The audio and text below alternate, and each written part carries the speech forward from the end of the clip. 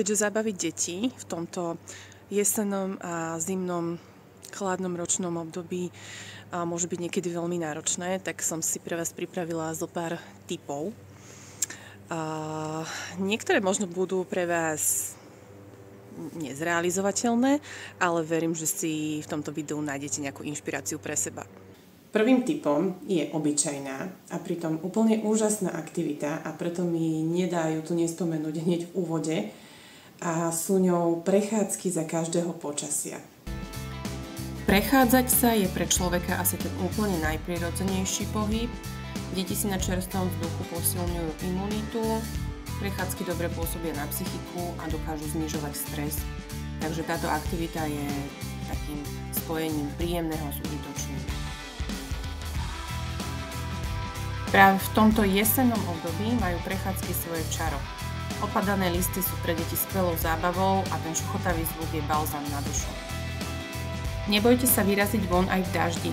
Obujte deťom gumáky a nepremokavé oblečenie a môžu sa do sytosti vyblbnúť v mlákach.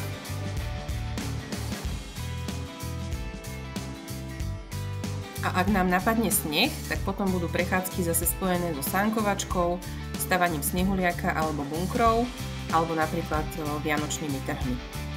Keď sme sa už poriadne prešli a vymrzli, tak po príchode domov dobre padne spolu uvarený čajík.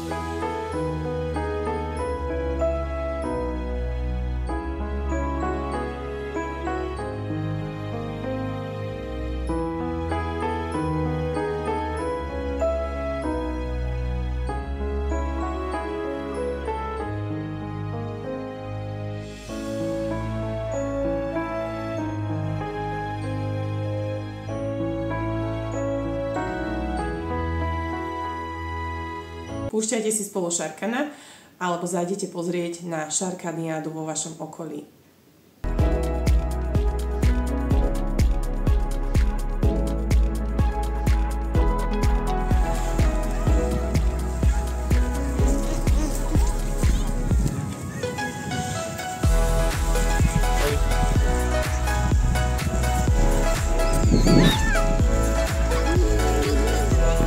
A ďalším tipom je zbieranie gaštanov.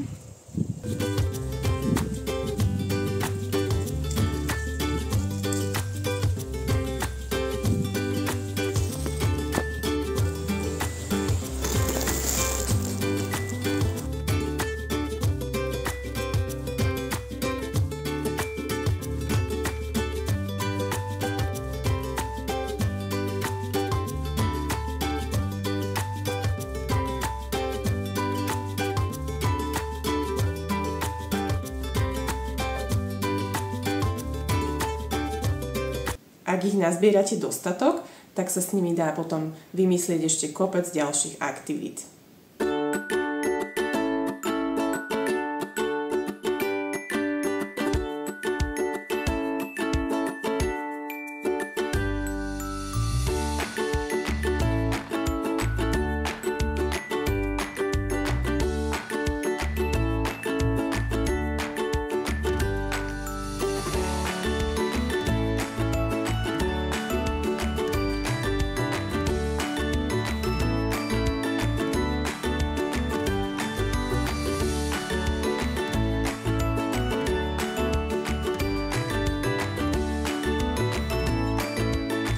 Vyrazte spolu do kina alebo na nejaké hudobné predstavenie.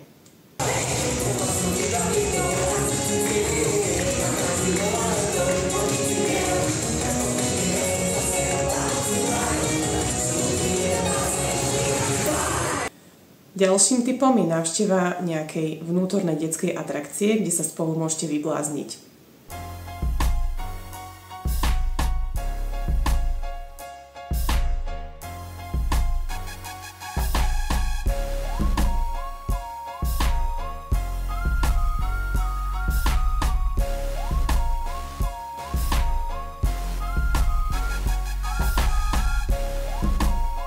Zaskakať si však môžete aj doma. A stačí vám na to obyčajná fidlopta.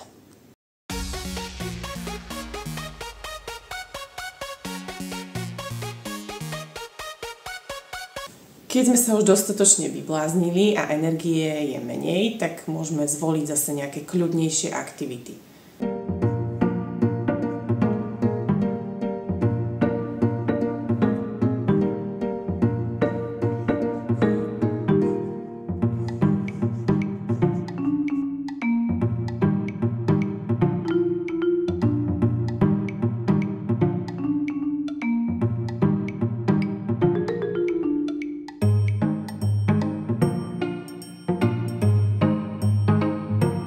Tí, ktorí máte staršie deti alebo také, ktoré už majú trošku vyššiu úroveň vnímania a porozumenia, tak sa spolu hrajte nejaké spoločenské alebo kartové hry.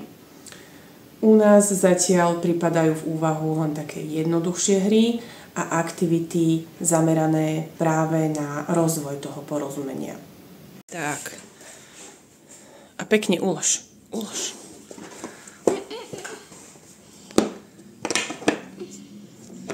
Líška. No, kde patrí sova? Tam nie patrí sova.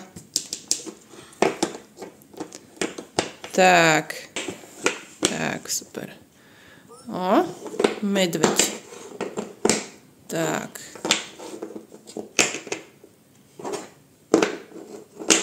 Srnka a zajac. Super, hotovo. Oli, daj pastelky. Super. Daj mi traktor. Daj. Nie, to je chlapec. Daj mi bicykel. Tak, super. Daj mi loptu. Výborne. Daj mi auto.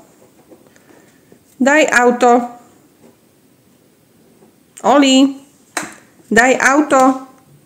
No, to je lietadlo, áno. Lietadlo pozeráš. Poskladaj. Nie dávať naopak.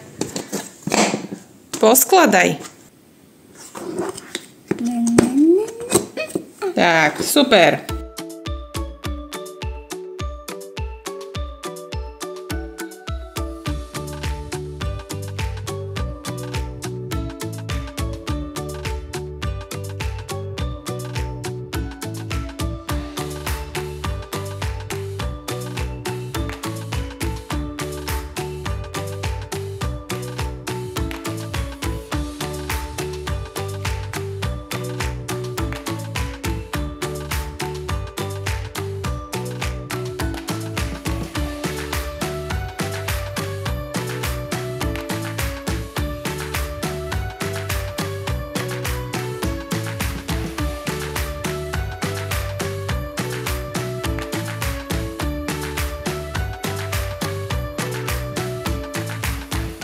V chladnom období napustíte dieťaťu vaňu nielen za účelom očisty tela, ale aj ako zábavnú aktivitu.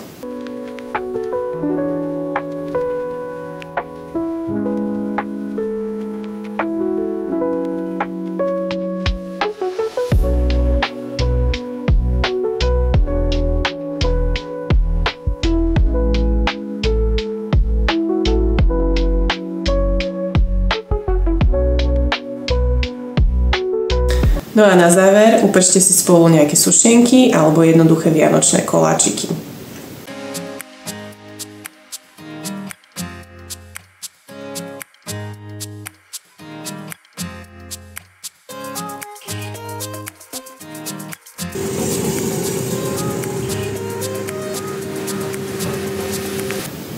Ak máte tipy na ďalšie aktivity, ktoré môžeme robiť spolu s našimi deťmi a ako ich môžeme zabaviť v chladnom období, tak sa s nami prosím o to podielte v komentároch. Ja sa tiež veľmi rada nechám inšpirovať.